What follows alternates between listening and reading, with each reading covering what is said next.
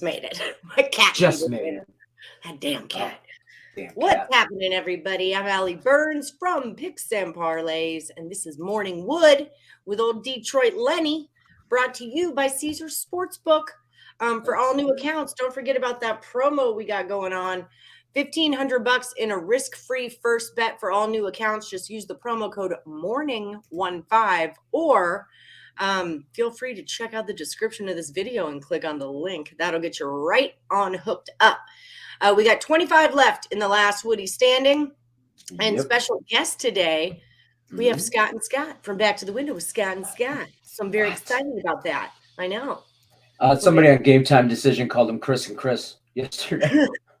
And I was like, who? They're like, why wasn't Chris and Chris on today? I'm like, we don't have a Chris and Chris. I'm like, you mean Scott and Scott? And they're like, yeah, whatever. And I'm like, no, not yeah, whatever. Like that's too, yeah, that's not even close. Yeah, it's like Joe and Joe. It's whatever. I don't know. It was funny. I was like, y'all don't listen. So when I shared us to the Morningwood page, the Facebook page, I almost put with special guest Chris and Chris, and then I was like, nobody's gonna get that except for me and the 15 people that watched Game Time yesterday. Did you send links to them? Oh shit, probably not. I can do that because they're on I do it through Twitter, so I can do it through Twitter. What's up, Rye Cape? Rye Cape's been doing shows with Scott and Scott. He does their NASCAR show. Rye Cape's from the Insiders Room. He's done Total Chaos also. He's a Philly guy. He's a Philly guy. Baseball guy too? What's up, Richard P? How are you, my friend? What's up? Blue Jays team total over 5.5. Ooh, Drunk Alley got into my bankroll last night and hit the Lightning pretty freaking hard. Let me just tell you. Well, yeah, I did that too because I had a really good day in baseball yesterday. I took some alternative run lines, and I've been doing this lately and cashing with some plus monies. So, like, if you followed me on TikTok yesterday, I gave you a plus 145 and a plus 115, and you're welcome because they both hit. And I took the White Sox minus 2.5, and they covered. And I took Atlanta, I think, minus 2.5, and they covered.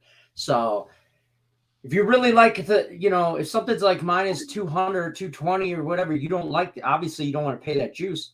Look at those alternative run lines or alt run lines or reverse run lines, whatever the hell they are. Look at those, people. I'm telling you, some value there. So anyways, I took all that money and threw it on Tampa Bay money line tonight. So I got Tampa Bay money line at plus 140. Then I took Tampa Bay on the puck line at plus 300, minus a goal and a half at plus 300.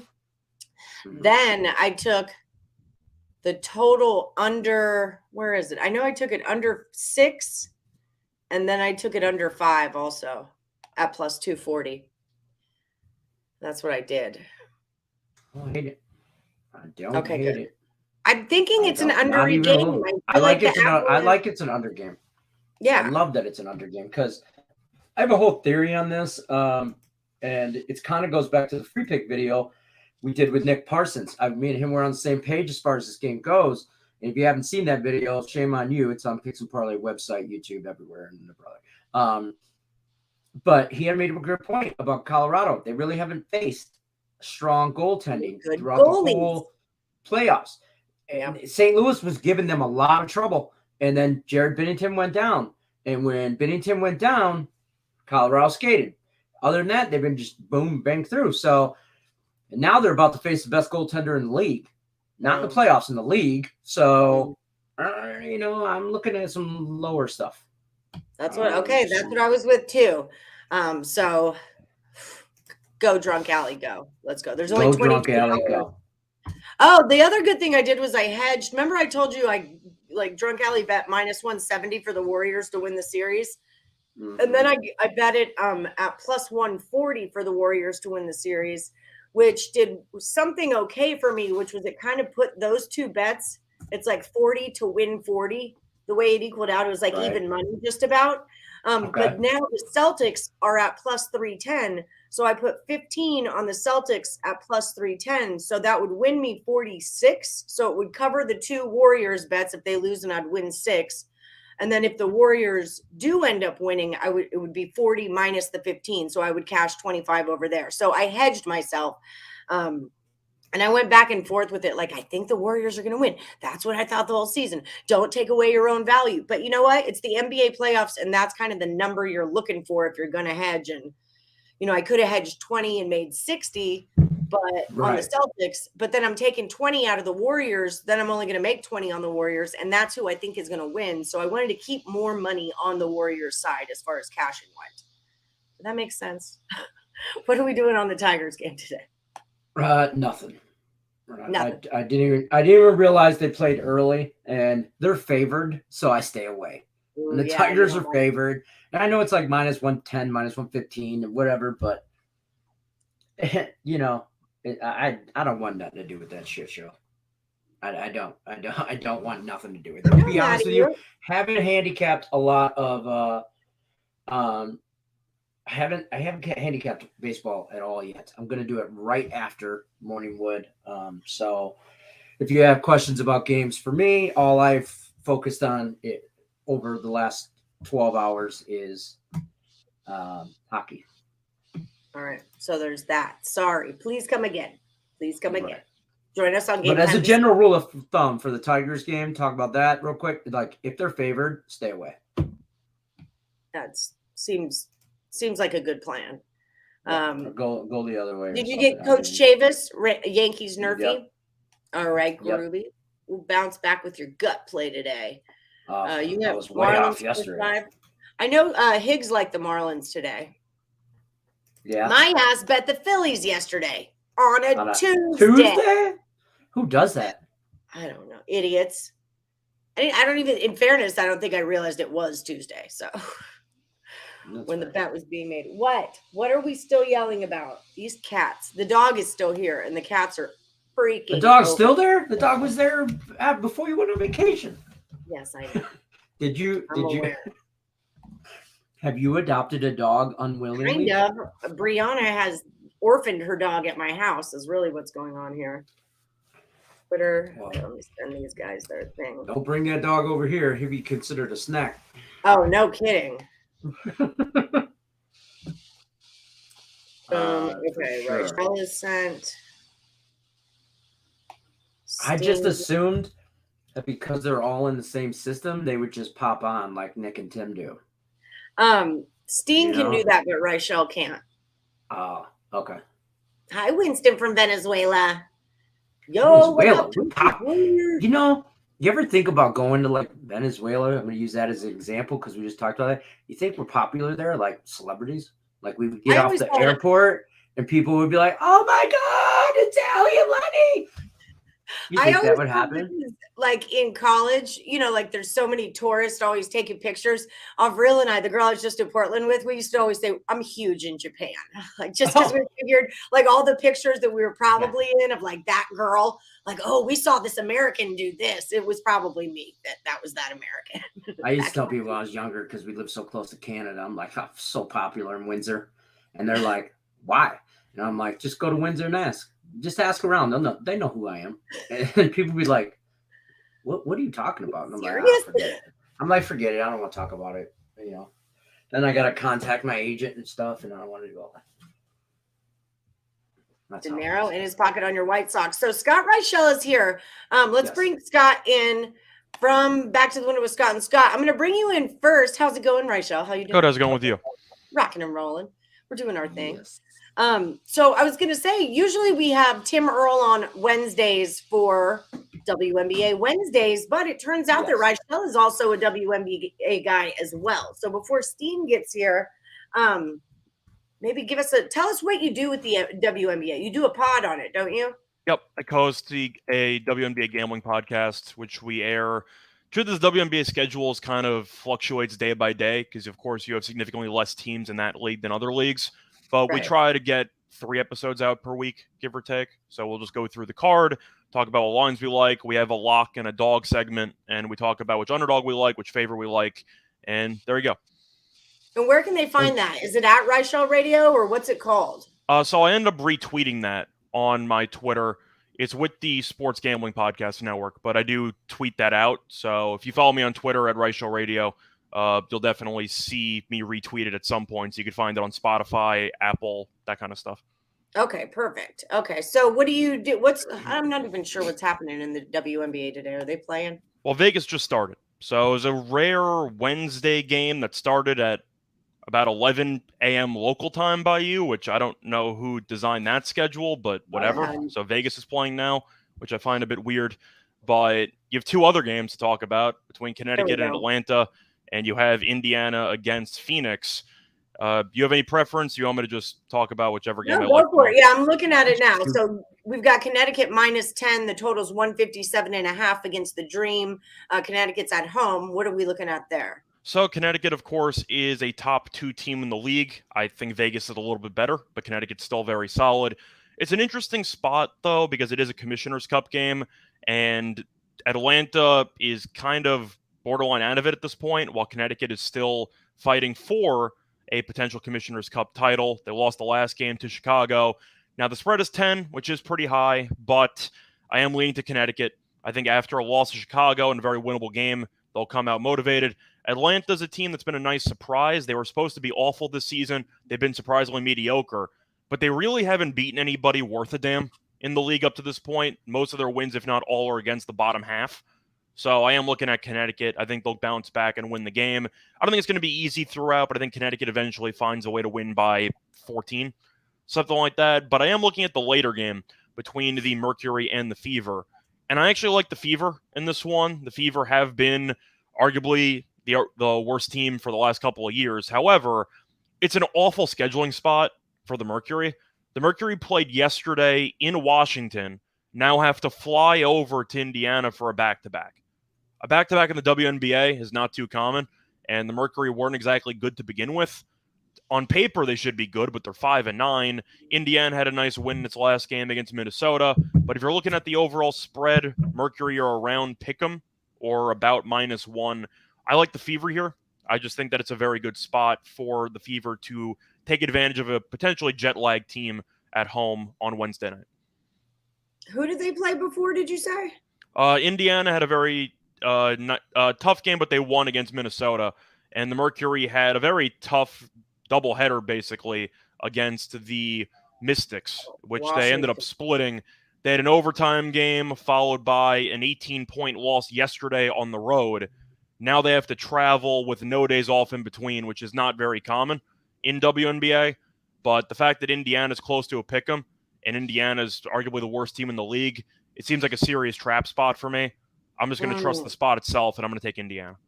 All right. I like it. I like to trust the spot itself. Hey, don't. Ryan. Hi, Ryan. This is my best friend. Hi, Ryan.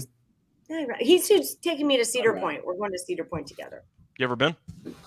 No, but Lenny has a million times, and he's got me all hyped up about it. Millennium Force, probably my favorite roller coaster of all time. Right. Listen, let me be clear about this, though.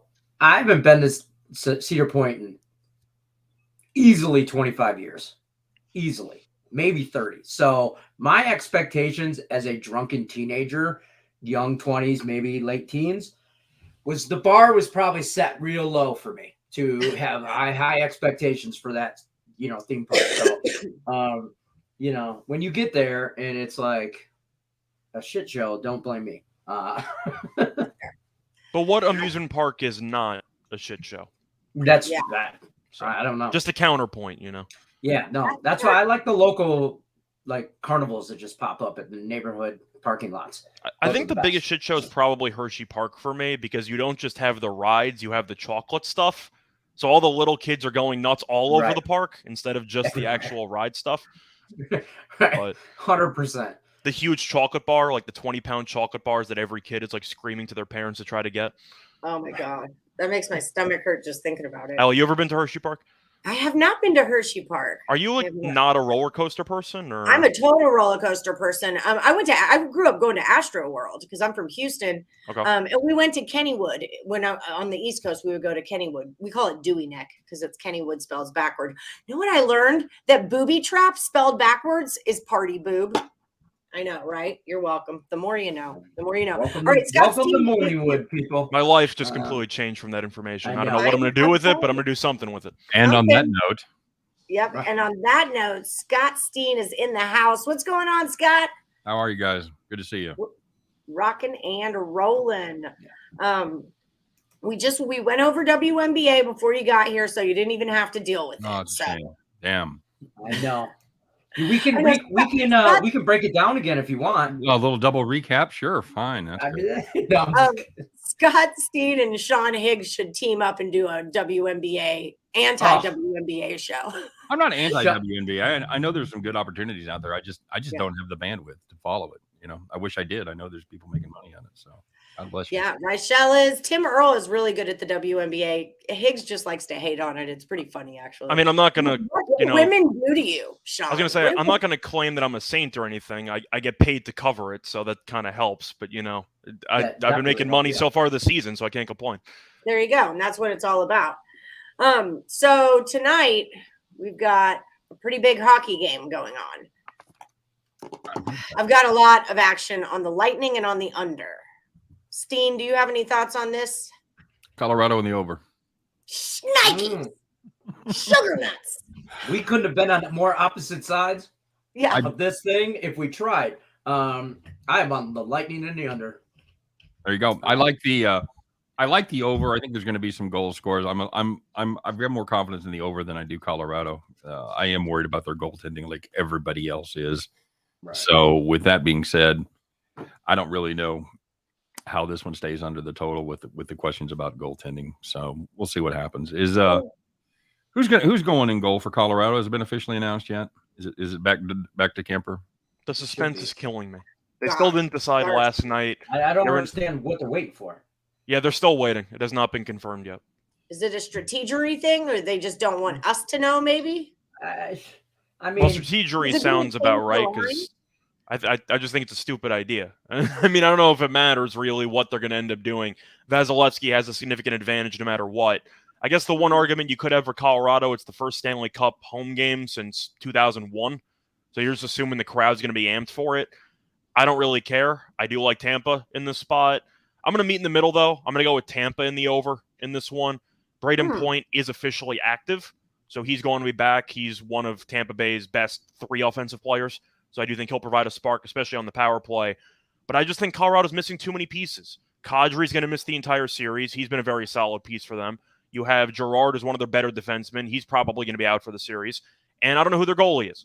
So based on everything that we can talk about, having a lot of rest is helpful leading into a series if you get more players back. Colorado had a bunch of rest, and they're getting nobody back, so you can argue that rust might play a factor. Mm-hmm. I just think Tampa's the better team, and I really think that even though you can make an argument it's close, with Colorado being a bit shorthanded, and with Tampa losing 2 games out of 10 to Florida and New York without its third best player, I just think Tampa's a different animal. So I'm going to go with Tampa, especially getting plus money, and that's a hell of a deal. Yeah, I got that too. I did just look up on RotoWire, just Darcy Kemper, whatever, is confirmed. Vasilevsky is expected, which we all know he's playing. Now, that's So- another issue. Find out. That's another issue you run into because Kemper hasn't played a game in, 2-3 weeks? Mm-hmm. Is he supposed to suddenly just be sharp against one of the best offenses in the league? When he didn't even look that sharp to begin with at the end of that series when he got injured and went out, Yeah. like he already was kind of on the rocks as it was. Francouz was on the rocks too, so it was really just choosing between 2 goalies that were relatively mediocre up to this point. Welcome to being the Golden Knights fan. Yeah. I was going to say, congrats, by the way, on hiring Bruce Cassidy. Good hire by you guys, so congrats there. But I just look at Vasilevsky as a top 5 goalie of all time.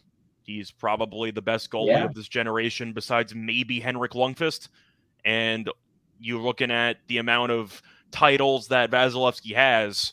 He has a couple more than Lundqvist there. Most. So I think Vasilevsky's the best goalie I've ever seen in my lifetime. I kind of missed the prime Brodeur and Patrick Waugh. I kind of caught the end of that era. Same thing with Hasek. Lundqvist was amazing, but Vasilevsky's so good in big games. I think Lightning win the series in 6. I can't stand Patrick Waugh. Patrick Roy, by the way. That's how we pronounce it here. Roy, being from Detroit and watching those Dominic Hasek, those Wings Avalanche, just the series, whatever.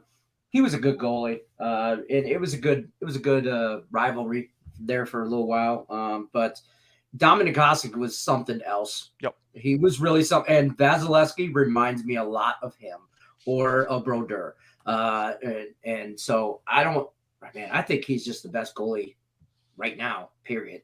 Right now, questions. I don't think it's close. Igor, you can make an argument, I guess, is number 2. But even Igor it's not the same. It's not the same. So let me ask you guys that are all over Tampa Bay here. What changes in this game from the 2 regular season games when Tampa Bay couldn't beat Colorado? Well, considering the fact that those 2 regular season meetings were about 4 and 5 months ago, I really don't give a damn. Same personnel. It's the same personnel in the regular season when the Rangers beat the Lightning in the regular season series. Didn't matter. Playoff hockey is different. I'm not going to read into it. And as I mentioned before, Colorado is a bit shorthanded. So I think when it comes to playoff hockey, we saw Carolina dominate against Boston in the regular season. That still won 7 games. I don't think it really matters. It's playoff hockey. It's a different atmosphere, and I'm going to trust the team that's been there before. Who won that Carolina series? I can't remember. In 7. They outscored Boston, like 20-1 in the regular season? Like, it wasn't even close. If you won by regular season stats, Carolina should have swept. But who won it, though?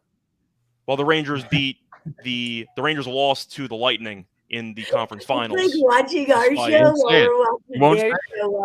I'm aware Carolina won, but I'm just saying the Rangers also beat the Lightning in the regular season series, and they lost in 6. So, in other words, I don't really care about the regular season series. Okay. And there were close games, too. They 2 overtime games? Yep. You're going to give me a hard time over 2 overtime games from 3 months ago? I'm just asking questions, man. I'm just responding to questions. I'm like Tucker Carlson. I'm just asking questions. I'm concerned about the injuries and the layoff. We saw Tampa in game 1 against the Rangers come out extremely flat because they swept Florida and did nothing for about 2 weeks. What has Colorado done for the last 2 weeks? You swept Edmonton. You've been just sitting at home for a while. That was our big argument for the under. Lenny and I we both did a free pick video with Nick Parsons from the Insiders Room. And if you think about it, what goalies has Colorado really faced? And they're about to really run into a big one. And so that's the lean on the Lightning is very much based on Colorado hasn't seen a good goalie since what's his name went out for the Blues. They faced Binnington for 3 games. They were faring okay, not great. And then he got injured and the series was over. So I think if Binnington stays in that series and stays healthy, they could beat Colorado. I think they had a shot. I probably would have still taken Colorado, probably in 7. I just think that St. Louis didn't have enough firepower offensively. But the series would have been a lot closer because they were 2-1 against Binnington. 1.5, because Binnington got hurt in the middle of Game 3. In the middle of Game 3. Okay. Mm-hmm. All right. Yeah, and I just think I think Vasilevsky's on a tear coming out of this Rangers series. He's not he's on his game now. It's finals hockey. This is what he comes for every year. So I don't think Colorado's going to get a lot, and I think they have a little rest on them. And I think it's a low scoring game, like a 3-2, 2-1, 3-1. I'm hoping Tampa. Would it be fair to say that Vasilevsky hasn't faced an offense this good in the playoffs? If you want to talk about who Colorado's facing. I actually don't know about that. I think Toronto's offense is kind of sick, if I'm being honest. You're gonna compare the Toronto offense to Colorado? I think you can make a serious argument between Toronto and Colorado. I think Colorado's probably a little bit better. They're both top 4. I mean, I'm not going to make an argument that Marner and Matthews and everybody on the power play is not comparable to what Colorado has to offer. I think Colorado's a little bit better based on the speed differential. But Toronto, yeah, they're probably a top 3 offense in the league. So I do think that Vasilevsky has faced an elite offense. The argument you could have for Colorado is, have they really faced a team that's as deep as Tampa? Because Edmonton has realistically 2 really good players. That's basically it. St. Louis offensively has O'Reilly and Tarasenko, who did nothing for the entire series. And they beat Nashville, who probably shouldn't have been there. So I think Toronto, to answer your question, is pretty close offensively to Colorado. Okay. In my opinion. I think this is a very, very close game. I wouldn't be opposed to putting a little money and sprinkling a little half unit or so on the draw. Yeah. You We know, love so good drama. I hope the game goes 7. Our series goes 7. I hope it goes 7. I hope we see as much hockey as we possibly can. Both these teams are very good at what they do, and I think at the end of the day, like to this game right now, yes, I'm on the Lightning. Game 2, I'll be on Colorado. I know that already. I already know that. Pending any crazy, obviously, injuries or anything like that, or no goalie goes out or nothing ridiculous, I'm probably going to be on Colorado game 2. Do you I agree think with they're this? The splitting Panthers 1-1. had a Yeah. historic offense this season. Vasilevsky was a wall against them in the playoffs. Florida's very tricky to fully grade because regular season wise, they were the best offense in the league. However, they probably should have lost to Washington in the first round, and they went like 1 for 34 on the power play? Or awful was the difference in the series. I was going to say, so it's really a tough call to gauge for Florida because offensively in the regular season, they were great. So you can include them in the Colorado comparison, but I have to throw them out because the power play was historically awful in the playoffs. For whatever reason, their power play fell apart, kind of like how Carolina's penalty kill, which was the best in the league, fell apart against the Rangers. So I have a hard time grading Florida's offense because they didn't look at all like the team they did in the regular season. Yeah, you got to dance with the girl that brought you, for sure. Vasilevsky was great in that series. But the Florida Panthers just can't get it together after the regular season. Yeah. And they just can't. They just I liked them a lot. Like, I was super into the Panthers, and then it was a big letdown for me. I was like, what just happened here? Okay. they won a They were series, dumb. okay? That's a step in the right Yeah, direction. That's they the won. first They series won in the like 20 playoff years. series of this century. So they already had a better postseason than Toronto. Oof. That's true. Well, Toronto hasn't won a series since what, 04? Yeah. But weren't we just comparing Toronto to how good the Avs are? I was just talking about the history of choking. Yeah. Oh. That's the only comparison I was making. But regular season, Florida and Toronto and Colorado were top 5 offensively. But Florida in the playoffs really did not look the same for whatever reason. It's Because definitely I a had mental so thing many for of them. Yeah. 100%. Are y'all liking anyone in baseball today? You want to do? You want to go first, team? Who's ever playing the Royals? My It's a good God. answer. Whoever's playing the Tigers. That'd be the White Sox.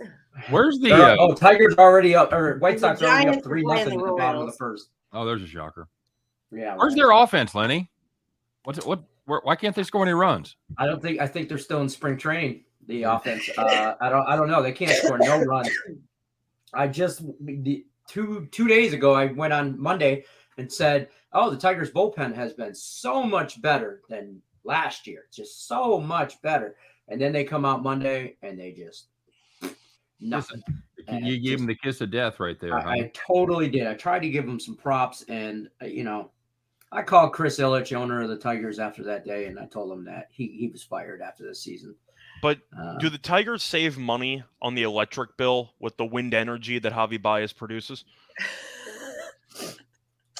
Did tell you you, stay It's up more of a late? steam I haven't joke, looked in- I I'm gonna haven't borrow looked that. into the economics of the stadium, but I'll get on that Okay. for sure. What I think is funny is Publicly people called tell out me, the owner of that team for a fist fight in the parking lot. So "Oh, I have.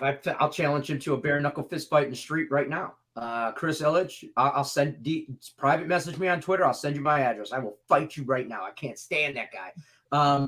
Here's the thing. Everybody always says in Detroit, "Oh, the guy, he don't have no money. He won't put no money in the Tigers. He's broke. He ain't got no money, blah, blah, blah." Well, guess what they announced yesterday? Little Caesars, who also the Cabrera extension. Oh, now they're the partnership with the NFL.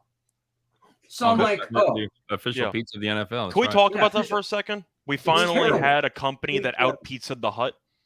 oh, Finally happened. Never thought it would. oh, I would Yep. think because I feel like so many NFL owners have NFL quarterbacks have franchises of Papa John's. Like I thought for sure Papa John's would be. I the go-to. agree. I thought he was tied in pretty well with the NFL there, old Mhm. Papa John himself, but they must Yeah. have. Old PJ. I must don't have- understand what Little Caesars has to do with the NFL. They don't have no affiliate. Like it's not. They don't. They don't have a baseball team and a hockey team. But they have Okay, money. but put that money in the team. I don't understand why you get. What are you going to do? You're going to buy I an feel like NFL the team? NFL now? needs to hold itself to a higher standard. Like, if you're going to be sponsored by pizza, why are you being sponsored by the worst pizza that there ever was? I can't say that I've ever had a Little Caesars, so I can't. Yeah, you're comment not about You it. don't want it. It's cardboard. How much We- did it cost? How much did it cost Little Caesars to do that? 5 more years of terrible Tiger baseball. That's how much it cost them. Yeah, Oh, there you that's go. the joke. It's $5 hot and ready. $5. No, you're not going to get ready. No. You know, my kids who are on a budget love Little Caesars. They it's got the great deals. But as far as quality pizza goes, you know, these are the same people that like Casey's Pizza is the best in the world. So Yeah, I mean, I'll eat a Little Caesars, but that's like when like your kid has little league practice and you're coming home and you get 6 $5 pizzas that right. a bunch of children are going to eat and you don't care. Remember the Bigfoot pizza? Do y'all remember that Bigfoot pizza that they had? Of course. Yeah.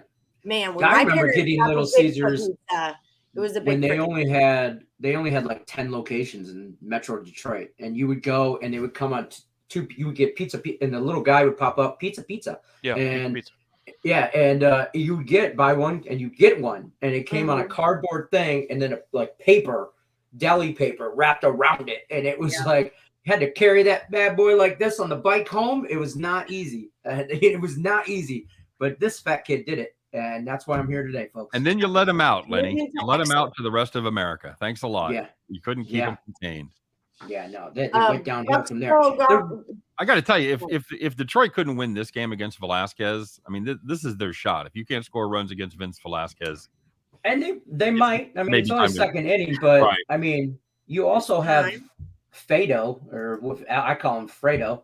I think he's actually not bad. I like him. Yeah, I like that kid. Yeah, decent stats. I mean, the truth is, the issue is he's not a complete pitcher yet, but he's getting there. Detroit wouldn't have been a great team either way based on how the rest of the roster has been performing.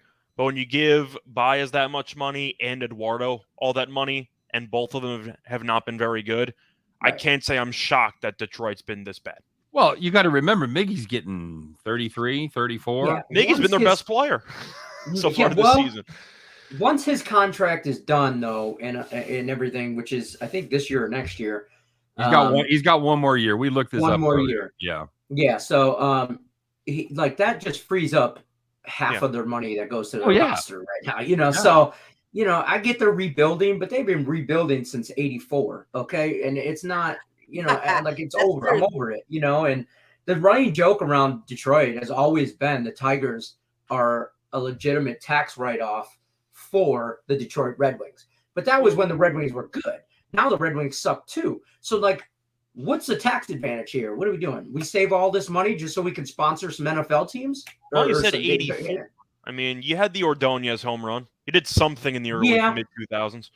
Yeah. I mean, you got swept in the World Series, but we're not going to talk about that, Yeah, I didn't want to bring that up. up. I got to bring up old shit. He said 84. At least they made it to the World Series. Yeah. I just remember 84 the most popular because they played the Padres. They won. I was like 12 years old. I was 11 years old in 84. That's Kirk Gibson, right? Kirk Gibson, yeah. Alan Trammell, Lou Whitaker, Sweet Lou. Out there, they were great shortstop, second baseman tag. That was a series that the Cubs pissed it away to the Padres. Mm-hmm. Yep. 3-1 lead. Yep. And my grandmother worked at the stadium, like behind the beer person, whatever. So she snuck me and my grandpa in, and like we didn't have seats, and we just kind of stood around. And at that time, I was like, "Can we just go home?" I didn't realize what the hell was going. Now I'm like, that was the best day of my life. It's the best. That's the best sporting event of my life. I've been to a World Series. Not a lot of people can say that. So well, you also had the Cabrera no hit. Oh, I'm sorry, never mind. Let's just pile on. That's fine. Oh, you still send Jim Joyce a Christmas card, Lenny? Was that the Cabrera one? You mean Galarraga? Or Galarraga, rather. Galarraga. Yeah, I knew what you were getting at, though. Galarraga. I saw a picture of them on Twitter, and like they made up or whatever, And they wrote a book. Yeah, exactly. And how do you mess up the biggest call of one of the biggest calls of all time and then make millions of dollars selling a book from it? How does that happen? It's America, baby. Get used to it. Yeah. The American dream right there. I say Cabrera. I the picture I get of that is the look on Cabrera's face when he called him. Well, yeah, because he stepped on first base. It wasn't even close. Can we just can I argue with the Earl twins all the time about this? And maybe it's just because they're so young, and I don't mean that in a mean way, but they don't get it. Miguel Cabrera is the best hitter of our generation. Pure hitter. And I say that knowing everybody else, but tell me who else won a Triple Crown. I mean, that guy could just carry hit. it. Yeah, he's one of. I think he's one of the top 5 right-handed hitters of all time. I don't think. Yeah. Who If would we wanna go- you debate with, Scott and Scott? Steen, you started off. You said right-handed. Who's a better hitter? And then Reichel, we'll give you a chance. Well, when you to say debate. generation, just to be clear, what's the starting point in terms of what year are we starting from? Like the 2000s? What are we talking Yeah, about? we're 25 Well, years that's old. about 20 years is roughly a generation. So I was going to say, so I don't know if I can count Bonds or not, because a lot of that production came before. The home run stuff Right. came in the early 2000s, but I still think Bonds is the best player I've ever seen. But I'm assuming for this specific time period, I'm not going to include him. You have Pujols, but to be honest, ever since he went to the Angels, he kind of fell off a cliff. You have Trout, which is still, a long way to go in his career, but he's injured all the time. You're not really going to get much of an argument from me. I mean, I'm trying to lay out all the possible choices. Right. A-Rod, I guess, is an option, but not really. You said pure hitters, including power, so Ichiro's out because he didn't have any power. Yeah. Yeah, I think I'd probably go Miggy. I think Pujols is the only other guy in that conversation. That's fair. Yeah, and that's what I'm kind of looking at. I could make an argument for that for Pujols as well. Right. And it's just he's just a nice dude. And I know I'm just being a homer right now because I'm a Tiger fan and all that, but you go to a game, he sticks around, he does the right things, he says the right things. Early in his career, he had a little bit of a sauce problem. He got a little too heated on the sauce, but he cleaned it up. Who hasn't? That's just it. Sauce. It is. We have Pedro Moore wants to know, what do you guys think of the Astros-Rangers game today? I think it might go over the 8.5. We did this last night on Total Chaos. The Scots were on Total Chaos MLB last night, so definitely check that out when you're done watching this show. But I believe we didn't do this game. Yeah, I don't remember talking. We didn't do this game. Okay, perfect. Then what do we think about it? Because I hate giving away answers to Total Chaos because then you guys don't go and watch them. So perfect. I did free pick videos on this game, I think is what it is. Your thoughts? Well, you did the free pick, so clearly you have a stronger opinion on this game than we do. I'm just host the free picks. I don't make the free picks. But you were there. You witnessed it being made in person. I don't hate the over here. I really don't want. I don't want much part of the under with Miller on the mound. He's just got one appearance so far this season, and he hasn't made a start yet. So I don't know if he's going to be limited. He's only gone. Like I said, one appearance. He went 2 1/3 innings. So I don't know if he's going to be pitch count limited, and you get the Texas bullpen involved sooner rather than later. That's rarely a good thing. So I know Garcia's been very good. I'd look at. I like Garcia a lot. Hold my nose and take a full game over if you have the opportunity, and just play Houston over team total. Right. Try to see what the it's 96% of the money's on the over is what I'm looking at. Yeah, I'm actually going to lean to the under. I can't say it's a strong lean. I'm not going to play it, but just going by the head-to-head, they've played 10 times so far this season, and 0 games have reached 9 runs. So they are 10-0 to the under 8.5. So I know that, of course, it varies depending on the pitcher and everything like that. Right. But when you're 10-0 to that number, I'm not going to take the over. So that's how I'm looking at it. Yeah, I think a lot of that was when Houston was a little stronger. I know most of us came back in April, and Houston just throwing it out there didn't have the offense they do now. Yeah, I don't know. Right. Anytime you have an unknown pitcher, it definitely makes it a challenge. I don't think it's a slam dunk play or anything like that, but Miller's has pitched 2 1/3 innings, so I don't even know how long he's going to pitch. So that's what I'm saying.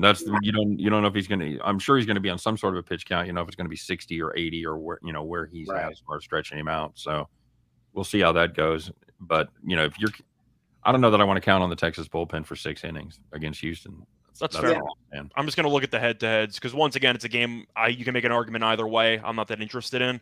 But when Garcia certainly could dominate this Rangers team and give up 1 or nothing, So that's my trepidation with playing the over. That's why I like the team total better. Yeah, team total I can agree with. I just stay away from this series. I've been talking about this for a couple of days. I just don't. The Rangers they just play the Astros different. Like you throw out the records, everything like that. So for me, I just stay completely away from certain series. And if I don't like something about it, I just find something else to bet on. Trust me, I got Yeah. There's opportunities abound out there. There are other totals Exactly. that I like more personally. Well, you bring up a great tip, Lenny, as far as any sports bettor goes. If you don't like a play, don't force it. If you don't have any action for today, take the night off. Go to the park, have some fun, do something else. There'll be games tomorrow that you like. Don't force it just because you don't have anything else to play.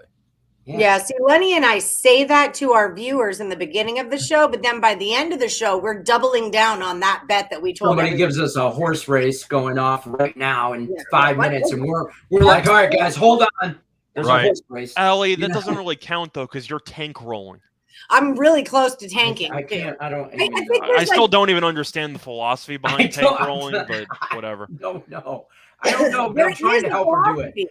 I keep telling her, just put it all on Tigers every day.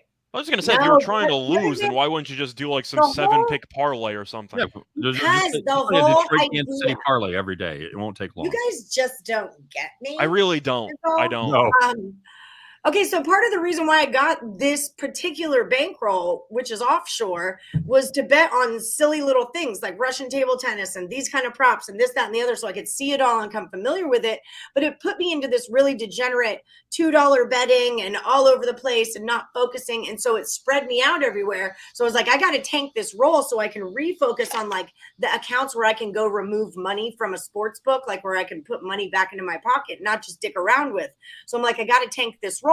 But the last lesson the tank roll is teaching me is to go back to my $10 bets, go back to my $20 bets, like to get my betting back up to what it like needs to be to actually make money doing this, albeit not a ton. So this is like the final lesson of the tank roll, is reminding myself to bet these, but then when it's gone, and I can just refocus on a book where I can go make money out again. So I grew up as a for 1 second there's not, because I grew up as a Jets fan, and in the words of one of the former coaches that I had, you play to win the game. I try to make money, that's how I try to gamble, This is a learning experience though. Like I'm not trying to win the game I bet on. I'm trying to win the longevity, like the game of sports betting is what I'm trying to win, But you call it a tank roll, so you're trying to lose. So the thing is, but I'm not losing. That's how freaking good I am. No, so the more she tries to tank the roll, the more she wins. What does that say about your handicapping right there, Lenny? You've actually the more she tries to tank it, the more she wins. That's what I'm saying. So when you try to pick losers, it works about the same as when you try to pick winners. That's just Seinfeld opposite, Remember, Lenny, that it's the entire point is null and void. Like it's a moot point. It's null and void is what it is, because the point is to get rid of it so I don't make degenerate bets like I have been. Like that is the lesson that I'm trying to learn. You could just cash it out. I take so many free picks, so just stop when this roll tanks, I'll be in a different situation. Lenny knows I go through like phases of my handicapping where I'm doing this and then I'm doing that and doing this, doing that. So this tank roll is like your cheat day, but for betting? Every single day I bet every single dollar in it. So all of like the demonic tendencies of what you want to bet, you just throw into the offshore book and you keep the regular books on the other ones? Is that the idea? Yeah. Yeah, like I'll make like $120 bet on my real one. Go ahead. Allie, I love you, but I have mad respect for anybody in a relationship with you. I can't imagine having this conversation every day. No, it actually, so in some weird way, it kind of makes sense. Just in saying. some weird way, it makes sense. And here's why. She's got a little bit of money in an offshore book. Okay. Not worth it to cash out and take forever to get back. It take like whatever. It's not worth it, right? Okay. So she's just trying to like lose it and be done with this app or whatever, right? But the more she tries to lose it, the more she wins. And right. So. But part of that is because I'm making bigger bets. Like now I'm not making $22 bets. I'm making $5, $10 bets or whatever it is. Like I'm making larger bets. So it's easier to look at the $2 spread out. So why don't you just put it into a future system and get a long-term sweat? She's using it as a system to figure out trends. Yeah, she's experimenting. I get it. She's experimenting, and because she's a big trend girl.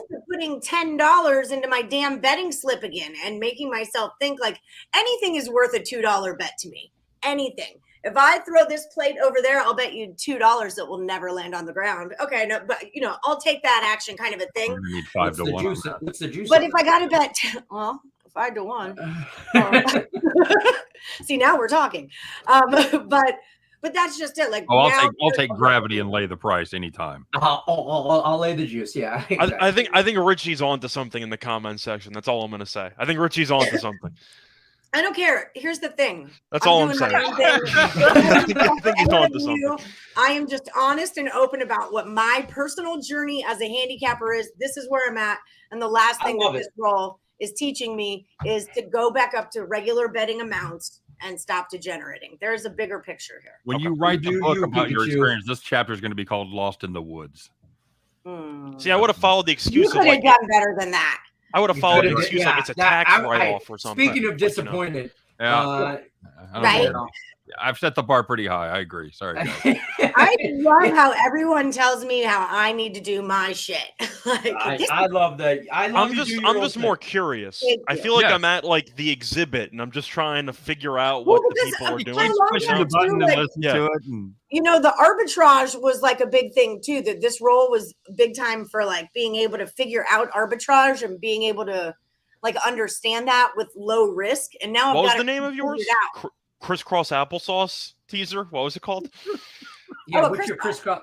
It was just regular crisscross, no applesauce. Okay, cool. No applesauce. Okay, that's probably in the lunch that your mom packed for you. Just check your little knapsack. My knapsack's over there. I was never an applesauce guy. Shots fired. Never was an applesauce guy. On my show, huh? Hey, I'd love to do this for about another hour. I got to get over and get Chris. I know you do.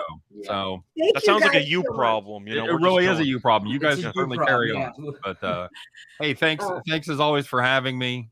Blah blah blah. Yeah, all that stuff. Yeah, thanks for coming on, Steen. Guys, follow Scott Steen at Steenroller over on Twitter. Find him at Monday through Friday on Back to the Window with Scott and Scott, 3 p.m. Eastern. And you're rolling over to Just Parlays right now, so you guys are going to follow him in about 10 minutes when we're all done. Thank you so much, Steen. Thanks, guys. Have fun. We'll see you next time. Later. Take care. See you. All right. Good stuff. Yep. That got heated. It did. You got really defensive over there. She did. Well, I'm being attacked, so being attacked. You're like a Picasso, okay? And I went to an art exhibit for the first time ever, and I'm staring at the wall, and I'm looking at this painting, and I'm trying to figure out what the hell it is. Mm-hmm. What's going on here? I just want to understand it. I'm not at the exhibit. I'm fascinated. Exactly. Some people I'm not judging it. I'm just like, okay. If you do the same thing every day, you will never learn anything. If you try the same mentality every day, you will never learn anything. So I will not apologize for trying new things that make my brain work in different ways and make me see angles in different ways. And you're welcome for being honest about my degenerate and putting myself out and vulnerable for you all to poke fun at. I don't give a fuck. Oh, no, I appreciate it. I'm just saying, I feel like Lenny had the perfect comparison. He's at the exhibit, he's looking at Picasso, and he sees a beautiful piece of art. He understands it. I see a bunch of dots. That's what I'm looking at. I'm trying to figure it out. But it's taken me a minute to get it. Okay. For a while, I was like, what? And I'm like, all right, well, you really just want to lose it? Then just bet the Tigers to win the World Series. It's not the point. It's an exercise. And then we got more into it, and I'm like, all right, so now it's just like it's an experiment. All right, now we're doing some homework. Okay, so then try that. One thing I've taken from this, remember back when you first started, Lenny, and I was telling you that when I first started and we had to give out our free picks, it's like really nerve-wracking to put your face on a camera and tell people what to bet on and then come back the next day and you're wrong. And Craig told me, and I told Lenny, he goes, if you think it's so hard to pick winners every day, just start picking losers. It's the exact same thing. And so that's, it's like part of what we're learning about the tank roll. It's not that I'm trying to lose by making bets that are losing bets. That's not what it is. I'm just bottoming out every day. It's research purposes. Yeah, like I'm bottoming 100%. Out every day. I'm putting my whole bankroll on the line, but that's just it. It's just as easy. Even trying to lose, you can still win. Just like trying to win, you can still lose. And so There's a thing to it. The fact that Lenny's starting to get on board makes it sound a little bit cultish. If I'm being honest, it's sounding a little bit of a cult. I've drank the Kool-Aid. Okay. Kool-Aid's delicious. That's not your fault. Lenny gets me. Lenny gets me. Yeah. Lenny gets me more than the average. I'm trying to learn. I'm trying to learn. Yeah. Just listen. It's a process, Scott. Yeah. It's a process. Okay. And it's not nothing that's going to happen overnight. You got to just. Yeah. You got to be in it for Allie Burns is the future bet. Okay, you just gotta lay the money and just let it sit there for a while because you just gotta let it happen. Wait, look what I can do. I can adjust my air conditioner from right here in my chair. That's what I was doing right now. I'm like, oh, it's awfully hot. Might as well just. Did you get a new thermostat? A smart one. I'm very fancy. Hang on a second. You keep your place at 78 degrees. It's 78 right now, and I'm dying, so I moved it down to 76.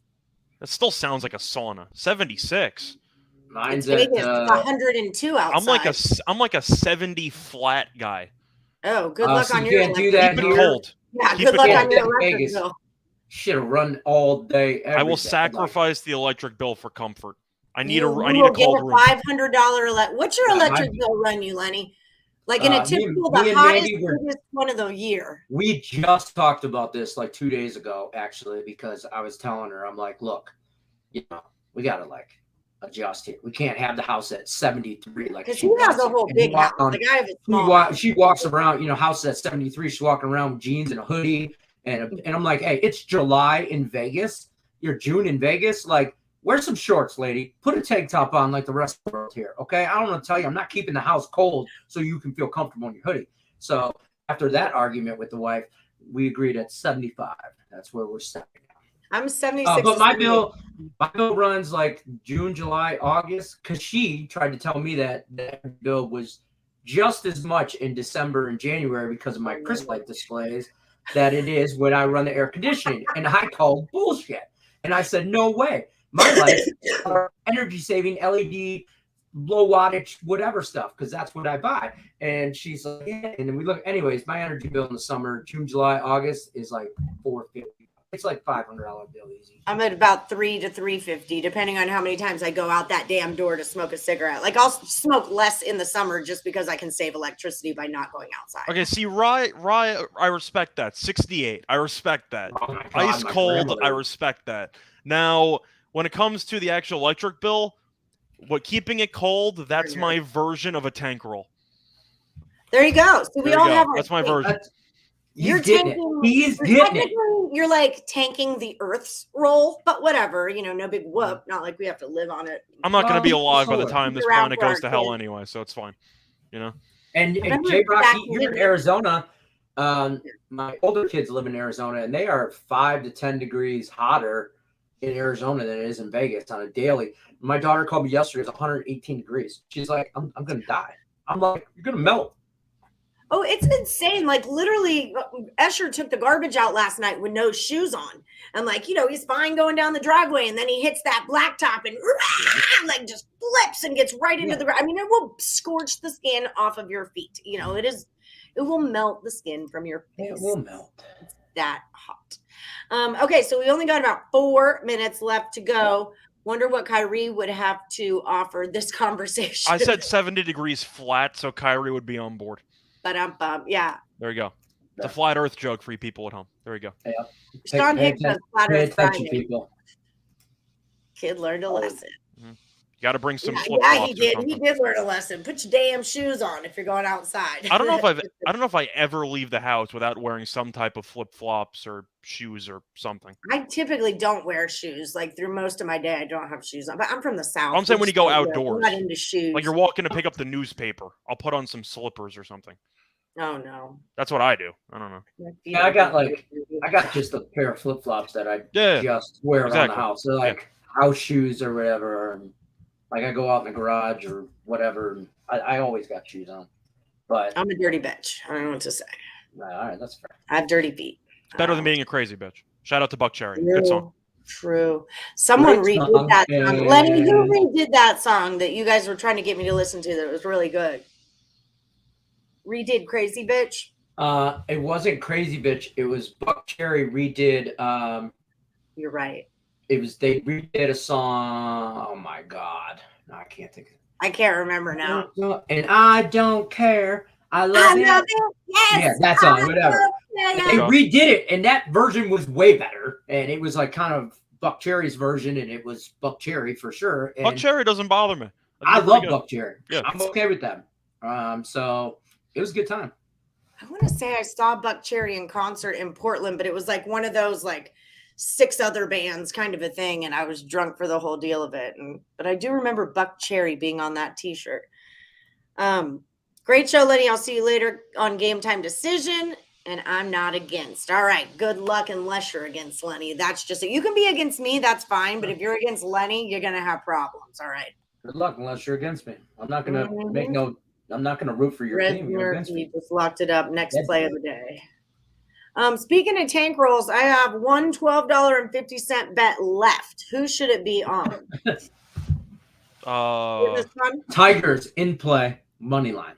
No. We just talked about how we're not taking the damn Tigers today. Okay, I'll tell you what. WNBA, WNBA, take the Aces second half. Okay, I already took the Fever. Yeah, but that's a different game. Take Just saying, Vegas in play, they're down 9. They were favored pregame by 8. Yeah. I think it's a decent spot. So full game, I get them at 1.5.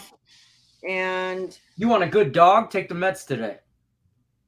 I heard the Mets are dog. I can get behind that because Burns is pitching. Yeah, plus money. I mean, oh yeah. Am I wrong for thinking the Mets are the best team in the National League? No, not even a little bit. Because DeGrom and Scherzer, DeGrom hasn't pitched. Scherzer hasn't pitched in a month and a half, and I don't think the Dodgers are as good as people think they are. Because I don't know how you downgrade from Jansen. How do you have Jansen and decide? You know what we need? Craig Kimbrell. Like, why don't you throw in Gratterall to close the 9th inning? Let Gratterall close. I love Craig Kimbrell. I love him, and I watched him. Do you love him or you love the arm dangling thing? Loaded last night, huh? Do you love him or the arm dangling thing? There's a difference. Both. Okay. Because I'm not sure he can pitch anymore, but the arm dangling thing's fun. Well, he freaking. You got to realize too, the guy on third, the guy on second were Ohtani and Trout. It's not like he was at a shit point of the order when he loaded the bases. No, I'm just looking at his ERA. I'm just saying he pitched well last night. He got through it. Okay. And it was a big sweat because the Dodgers were up 2-0, and obviously, Dodger run line is what I was on. So I needed nobody to freaking score in the top of that 9th inning because it was going to screw with my run line one way or another. So I'm very proud of him. I'm very happy with him right now that he preserved the 2. He's on the Christmas card list currently. Yeah. Oh, 100%. Get it, Craig. It's an active situation though, Yeah. By the way, since we're talking about bullpens and we have Rye in the group chat, I got to ask you, since your Phillies blew another 9th inning lead last night. It's Tuesday. What reliever do you want the Phillies to target at the trade deadline? Question for Rye. Because you clearly need a closer. You need somebody. But who would you want? Yes.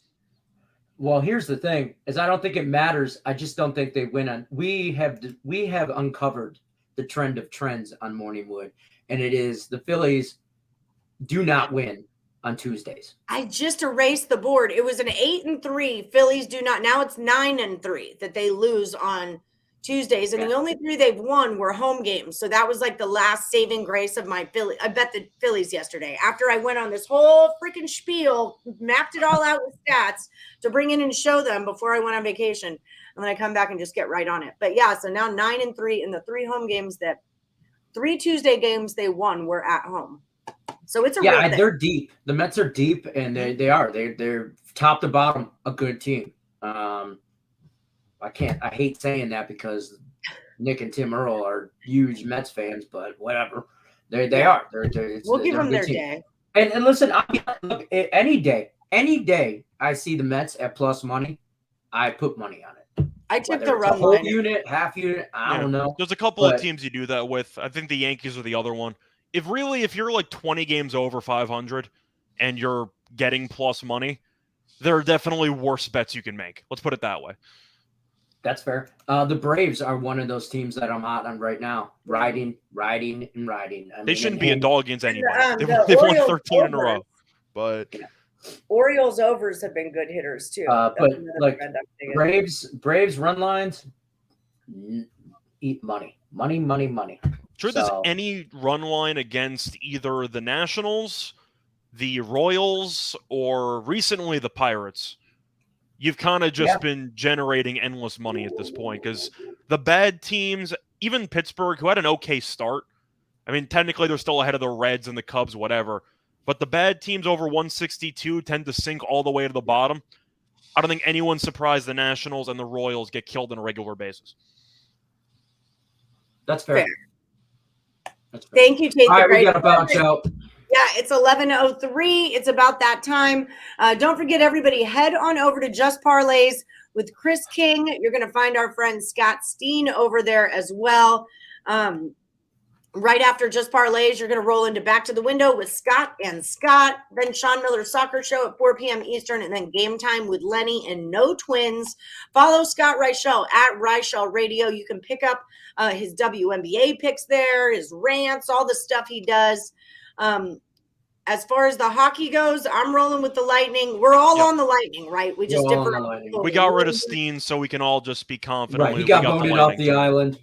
Right. Especially at plus 140. That's just disrespectful for Tampa. Yeah. Yeah. And by the way, I think they win the whole thing. 3P. I have them in 6. That's good. I got and then for WNBA picks from Reichel, again, you can follow his WA stuff on Reichel Radio. He's just leaning towards laying the 10 with Connecticut, but he does like the Indiana Fever money line or just minus the 1. I took the Fever on the money line, and I took the Aces at plus 110. Just period.